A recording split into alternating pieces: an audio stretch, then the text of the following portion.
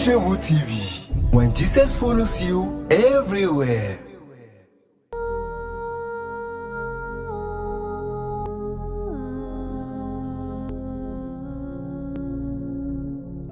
Fidèles internautes, bonjour, quel plaisir de vous savoir si nombreux à nous suivre, de vous savoir si nombreux à nous écouter. Nous sommes tout à fait contents parce que Dieu nous a fait encore grâce de continuer notre chemin, de continuer notre parcours à aller vers le but. Le but, comme dit l'apôtre Paul, le but c'est la vie éternelle. Nous allons prier le Seigneur pour commencer. Éternel Dieu, tu es merveilleux. Merci pour le souffle de vie que tu nous as accordé encore ce jour. Merci pour le tonus que tu nous donnes. Merci pour la joie, la guérison, la santé, la bénédiction, le succès que tu accordes à quelqu'un. Tu es merveilleux, Père. Merci pour la vie de ton Fils Jésus-Christ que tu as sacrifié sur la croix pour nous et dont le sang précieux a ôté nos péchés du monde. Merci Seigneur. Amen. Alors, suivre Jésus est un choix obligatoire. C'est l'intitulé de notre message aujourd'hui. Et suivre Jésus est un choix à faire naturellement, mais ce choix n'est généralement pas aisé. Puisqu'en fin de compte, lorsque vous vous engagez à suivre Jésus, lorsque vous vous engagez à suivre Christ, c'est que vous voulez lui accorder la première place. Lorsque vous décidez de suivre Jésus, c'est que vous vous engagez à rompre avec quoi? Avec votre vieil homme. Et à quitter le confort que vous avez, à quitter le confort mondain. Autrement dit, lorsque vous vous engagez de suivre Christ, vous vous engagez autrement à mettre fin à vos anciennes habitudes, c'est-à-dire des amitiés, des compagnies auxquelles vous allez mettre fin, des plaisirs que vous allez accepter de sacrifier, des plaisirs que vous acceptez de sacrifier. Bref, vous choisissez Christ d'abord.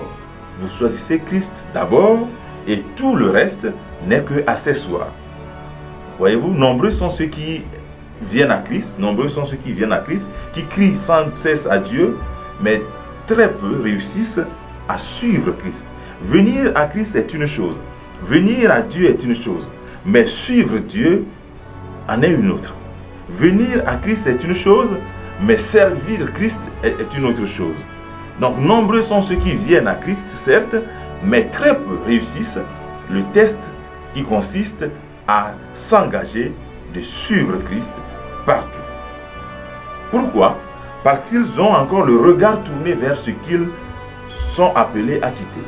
Les gens, ils ont du mal à quitter le monde. Ils ont du mal à suivre Christ parce qu'ils ont encore le regard tourné vers leurs amitiés, leur compagnie, leur confort.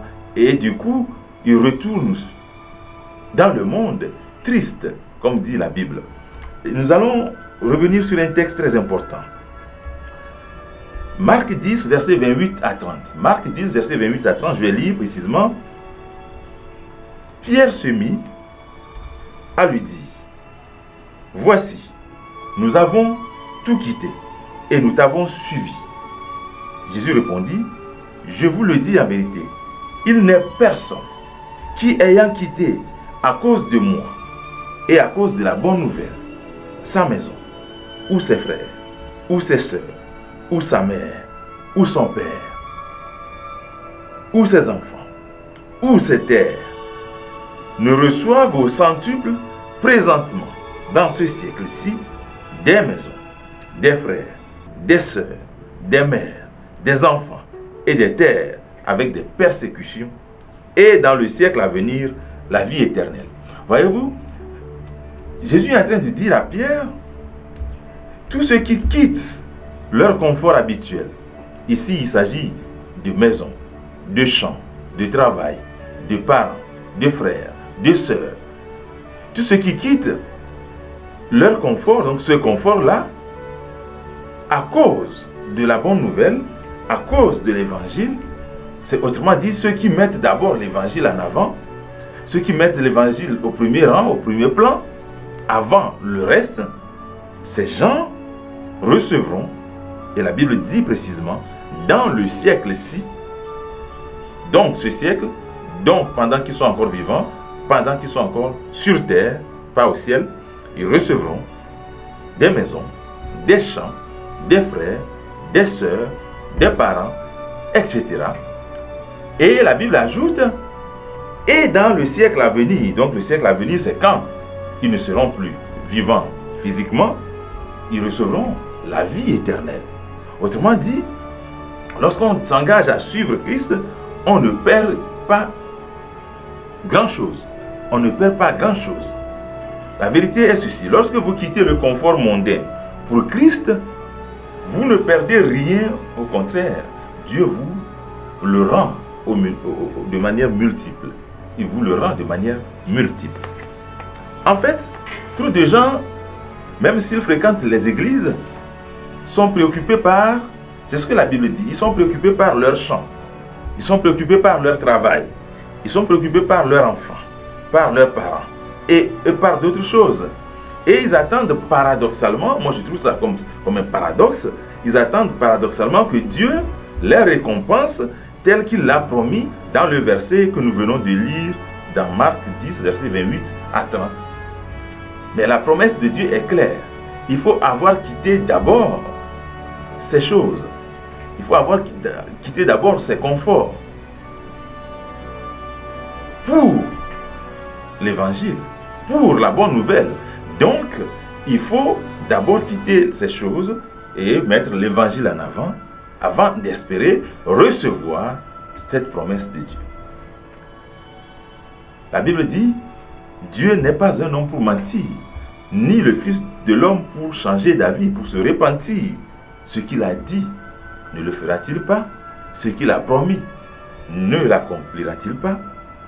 En réalité, ce qui nous empêche de suivre Christ, ce qui nous empêche véritablement de suivre Christ, c'est la peur du lendemain qui s'explique par le manque de foi. Nous avons peur du lendemain. Si nous abandonnons notre champ, si nous abandonnons notre travail, si nous abandonnons notre richesse, qu'en sera-t-il demain? Et ça s'appelle de l'incrédulité. Malheureusement, beaucoup ont du mal, en effet, à passer cette épreuve et se comportent comme le jeune riche qui est venu, à Christ pour avoir la vie éternelle. C'est un passage que nous avons lu la dernière fois. Nous allons revenir sur ce passage, le passage du jeune riche qui est venu à Christ pour avoir la vie éternelle. Dans Marc 10, versets 17 à 31. Je lis précisément. Comme Jésus se mettait en chemin, un homme accourut et se jetant à genoux devant lui. « Bon maître, lui demanda-t-il, que dois-je faire pour hériter la vie éternelle ?» Jésus lui dit, « Pourquoi m'appelles-tu bon maître? Pourquoi m'appelles-tu bon? Il n'y a de bon que Dieu seul. Que Dieu seul. » Et Jésus lui ajoute, je vais raccourcir le passage, tu connais les commandements. Et puis le jeune riche dit à Jésus, j'ai observé tout ça. Je ne me bagarre pas. Je n'envie personne. Je ne suis pas adultère. Je ne suis pas impudique. Je ne suis pas alcoolique, etc. Et Jésus, ayant entendu tout ça, l'admira. Et c'est l'une des rares fois que dans la Bible, il est mentionné que Jésus admire quelqu'un. Mais ici, Jésus l'admira, autrement dit, Jésus l'aima. Parce qu'en réalité, le jeune homme riche a réussi à observer tous ses commandements. Et Jésus lui ajoute au verset 21, je lis donc, Jésus l'ayant regardé, l'aima et lui dit, il te manque une chose. Va, vends tes biens, va, vends tout ce que tu as, donne-le aux pauvres et tu auras un trésor dans le ciel. Puis, c'est là le plus important et c'est là que beaucoup de gens retournent chez eux. Puis Jésus ajouta, puis viens et suis-moi. Mais, verset 22, affligé de cette parole, cet homme s'en alla tout triste, car il avait de grands biens. Il s'en alla tout triste. Dès que Jésus a dit, va, vends tout ce que tu as, rends-le aux pauvres. Je sais qu'il doit être attristé déjà. Suis-moi. Là, il a décidé de retourner chez lui, parce qu'il ne voulait pas suivre Jésus. La Bible dit qu'il est reparti triste. Voyez-vous, nombreux sont ceux qui viennent à Christ, je le disais tantôt, en courant. Nombreux sont ceux qui viennent à Christ en courant. Mais très peu acceptent de le suivre quand Christ le leur demande. Très peu. acceptent de le suivre quand Christ le leur demande. Le jeune riche, parce que ayant de grands biens, cherchait quelque chose. Il cherchait un secret pour vivre éternellement. En fait, il ne cherchait pas la vie éternelle, c'est-à-dire la vie après la mort. Non, ce n'est pas ce qu'il voulait. Lui voulait la vie éternelle sur terre pour continuer, pour avoir une garantie de continuer à posséder ses biens, à posséder ses voitures, son argent, sa femme, ses distractions. Il voulait vivre longuement. Et Jésus lui dit, vends ce que tu as, suis-moi, et tu auras la vie éternelle. Autrement dit, la vie d'après la mort. Il ne pouvait que quitter Christ. Ça, c'est une parenthèse. Mais à l'opposé de ce jeune riche, il y a Zachée, le collecteur d'impôts, qui lui aussi, la Bible dit, est un homme riche. Mais la différence entre le jeune riche et Zachée est celle-ci. Alors que le jeune riche est reparti, tout triste, parce qu'il ne voulait pas abandonner ses biens. Il ne voulait pas rendre ses biens. Zachée, lui, dès qu'il a rencontré Jésus, a aussitôt déclaré, je rends la moitié de mes biens aux pauvres.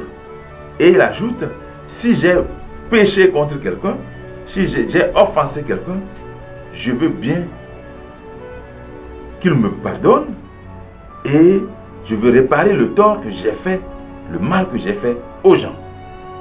C'est pour ça que Jésus lui dit, aujourd'hui, le salut est entré dans ta maison, Zachée. Je peux vous donner d'autres exemples. Des exemples tels que Pierre, lorsqu'il a fini de prendre beaucoup de poissons à la demande de Jésus, la Bible dit, il ramena le filet, il ramena les barques au sol et il suivit Jésus partout.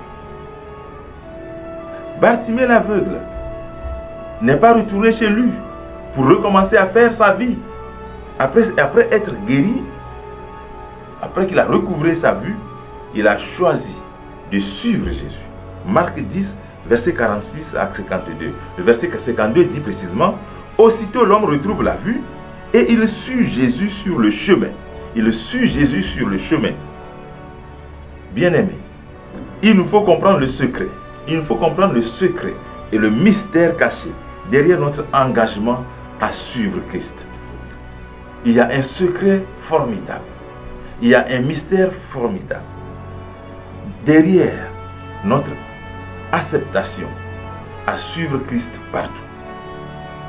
Parce que la réalité, lorsque nous suivons Christ partout, lorsque nous engageons pour la bonne nouvelle, pour la propagation de la bonne nouvelle, nous ne perdons pas notre maison, notre travail, nos enfants, nos conforts. Au contraire, Christ nous le rend au centuple dans ce siècle-ci. Et dans le siècle à venir, il nous accorde, il nous assure, il nous réserve la vie éternelle. C'est pour cela qu'il est très important de comprendre que suivre Christ est un choix, mais un choix que j'appelle obligatoire. Je prie pour toi, pour que tu acceptes de suivre Christ maintenant. Je sais que tu fréquentes une église, je sais que tu fréquentes une congrégation. C'est formidable. Mais une chose de plus à faire, un pas de plus, c'est de décider aujourd'hui de suivre Christ et de le servir. Il nous affranchira. Au nom de Jésus, à très bientôt.